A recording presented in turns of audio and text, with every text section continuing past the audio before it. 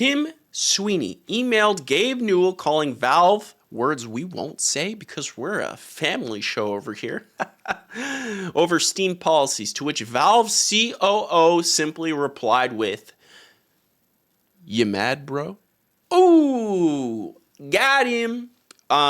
So this news has been like going insane, like super viral. You know, we got like 4 million views right here on this tweet. And I gotta say, there's a lot of misinformation. Okay, so already, thankfully, this wasn't here. The community notes that was here right now wasn't there whenever I first read this.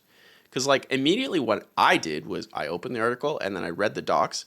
And then I went into it trying to see like, wow, I can't believe that was actually said. That seems weird from a corporate level to say something like that. So I read through it.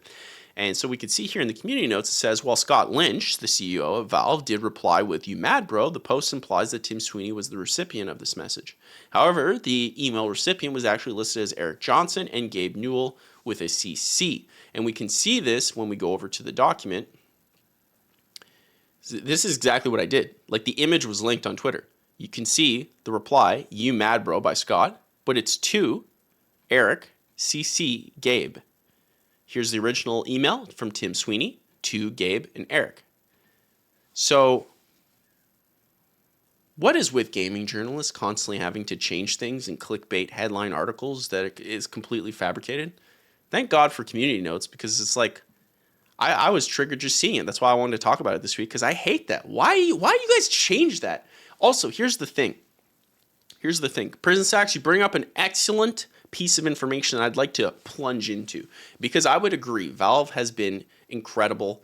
They've done incredible things, but Epic has also done incredible things. I just think, here's the thing with the gaming industry. Okay? I'm going to break it down for you. If you talk rudely in the gaming industry, I've seen this in a couple places, but mostly the gaming industry. If you talk rudely, dismissively, brashly, the gaming industry typically completely hates this, and will dismiss anything positive you may or may not say. Anything. So if you sound rude, the gaming industry will ignore anything that you're trying to do and just label you as pretty much an L. So that's happening to Tim Sweeney right now. So let's break it down, because when we look in these like replies, like Tim Sweeney's not getting a lot of love here, because essentially look at this headline. It's phrased as he's calling Valve, expletives, and he's getting a "you mad, bro." So it's not looking good for Tim Sweeney, head of Epic Games, a big company that brought us Unreal Engine and not as successful, but the Epic Games Store, which has its moments. Sam Gier Bognier mentions in the chat a lot of free games from the Epic Games Store. Yeah, they're definitely pushing a lot of things. So why did Tim Sweeney call Gabe Newell and the team at Valve expletives? Why? Well, when we look into it, we can see that the reason is actually pretty positive for the gaming industry. So let me zoom this up here. This is what happened, okay? Tim Sweeney says, "Okay, our announcement below is going live with tomorrow. The Epic Game Store is launching Thursday at the Game Awards, so this is happening in 2018, right? Later this week, we'll be escalating a conversation with Apple and which an authoritarian government, not China, is demanding that either Epic alter Fortnite on iOS or Apple block it. And we'll be responding with a memo on human rights principles that would be violated either action." So we have all seen this by now, the Epic versus Apple stuff. They've been banned from iOS. You can't have Fortnite on your phone. That is because of what Epic has done going against Apple. But why did he do that? Let's go into it.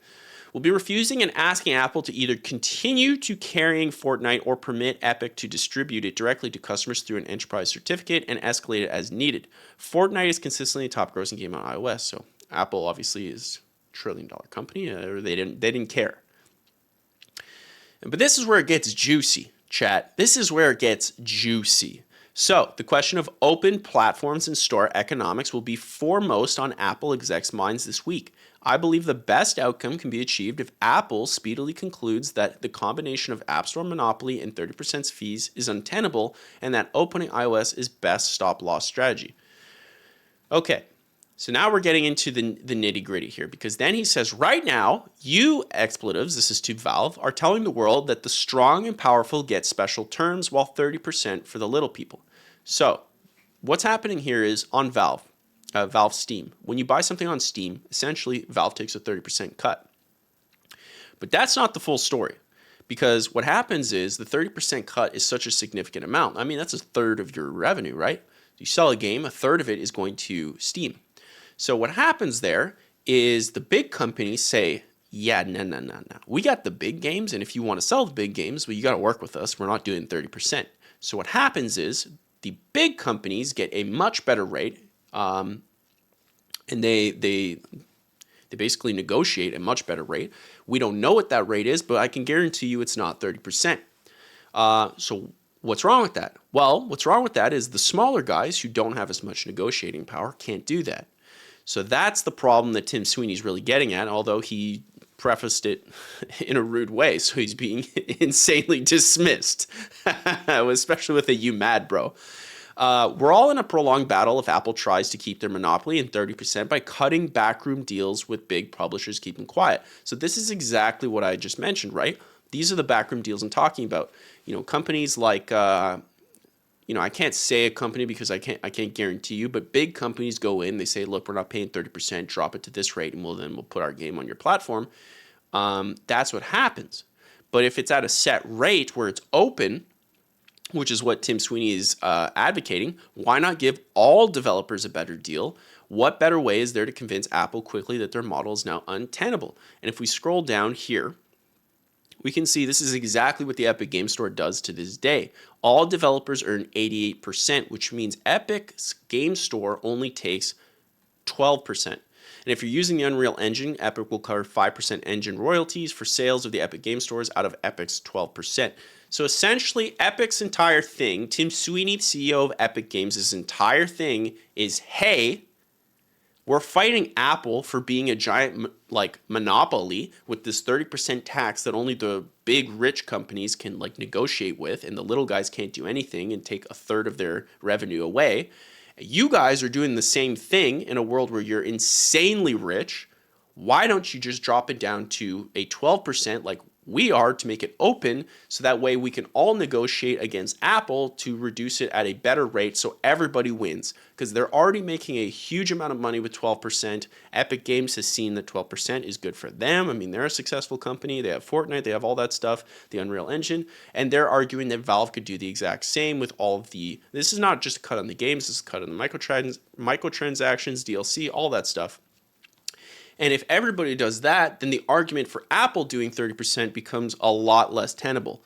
And so that is what's actually happening. And for whatever reason, because Tim Sweeney sounds like a little bit of a butt, this is what's going viral. The "you mad, bro." So and it's not even going to him. So which is, I gotta say, this is insanely cringe, that you would drop this as the headline, because you want to get clicks, but at the same time, when Tim Sweeney, even though he's sounding like a butt, okay, when he's trying to make better rates for the gaming industry in a world where we have an insane amount of gaming companies making stupid decisions, trying to get any type of dollar they can because they're desperate because games cost so much. And yet here we are as a community just making fun of him. We're not even reading the article. And people who are journalists with the actual power to put what he's trying to do and frame it this way, I gotta say, insanely cringe. Not from a gamer point of view, because you're just reading what you're being given, right? So if the headline was written a specific way, and thank God for community notes, then you'd have a different perspective. Everybody has a busy day, a busy job. They have things to do. We're not going to go read 20 articles to stay informed, okay? It's just not realistic. But these guys, these gaming journalists who have to, their whole point is to spread information, facts, inform their audience. help make gaming better. Otherwise, why are you even in the business? And they write it this way. I don't understand. I don't understand. Prison Sacks, I'd actually disagree with you. Prison Sacks says in the chat, all these companies, including Epic, are attempting to become a monopoly. I think Epic and, I think Valve pretty much became an accidental monopoly. Like, no one else has even done anything good. I'd say Epic's trying, but overall, Epic's been pretty positive. I mean, when Fortnite became super popular, they pretty much reduced their rates of the Unreal Engine, and that's because of the popularity of Fortnite. Most companies, like if this was an Apple, then I would totally agree with you, because then if this was an Apple who made Fortnite, ain't nothing changing. They're keeping all their cut. Meanwhile, Epic is putting, when you sell a game on Epic Game Store, you're paying 12% as opposed to 30% on Valve. Or Apple devices, anything like that. Consoles, it's a little bit different, because on consoles, they lose money on the hardware. So they make that back, they recoup that back with a 30% cut from the console market, and that's how they make their money back. Which it isn't mentioned here, but Tim Sweeney has brought that up as that being the different factor with consoles. They make their money back in that way. It's the only way they can do it, because the consoles for the most part are a loss on them. When Microsoft sells an Xbox Series X or PlayStation sells a PlayStation 5, typically you're not making money on the hardware. You're making money on the services and the game selling, the microtransactions, anything that happens inside the platform. You take your 30% cut, right? It's like, here, let me give you the box at a lower super discount rate, so that you can buy as many games as possible, as many microtransactions as possible, as many subscriptions as possible, and I'll collect on every single one of those and make my money back there. That's what they do there. But on platforms like, iOS, where they own the hardware and they sell for a profit, like, Apple is selling for a giant profit, and, Valve, who there is no hardware, it makes a lot less sense. I mean, from a business standpoint, 30% makes a ton of sense. With the wheeling and dealing background for the big companies who can afford it, like, that makes a ton of sense. But, from an ethical point of view, Tim Sweeney, I wouldn't say it as great of a business move. Like, that's the thing. What Tim Sweeney's arguing is not a great business move. It's just for the people. It's for the companies. So that's why I find it really funny that he's just getting roasted. Yeah, I love that people are starting to... So although I'm not a fan of Epic, I agree with Sweeney on the cut Valve takes. As an indie dev, is just too much. Even more insulting that they give a lower cut to games that make a ton of money instead of smaller series. This is exactly what Tim Sweeney is trying to get at, but I just feel like not enough people are. But here's the thing. I don't expect the average gamer, the average person, to advocate for Tim Sweeney because he's a CEO billionaire. But I expect the gaming journalists who are seeing this information to help make gaming a better place, because that's what Tim Sweeney's advocating for. I expect them to not clickbait what he's saying and try to push for, if you're really trying to push the world into a better place, then in a more open platform with lower rates for companies to build games so they can make more money, so they can build better games, seems like a really good idea. And the fact that they make headlines like this, I just think is such a shame. They should be so disappointed in themselves. But let me read your chat. Okay, because Tuggernut says in the chat, in terms of monopoly, Valve is being about as unmalicious as possible. Totally agree. It shouldn't be allowed to become a full monopoly, but I think Gaben is stopping them from being fully anti-competition. Right now, they just kind of do their own thing, and they just stay out of their global political game studios, try and play. 1,000%. I think Valve is just like, they're just doing their thing exactly as you said. They're just vibing, and then Tim Sweeney's coming out like out of the woodwork, being like, "What are you doing?"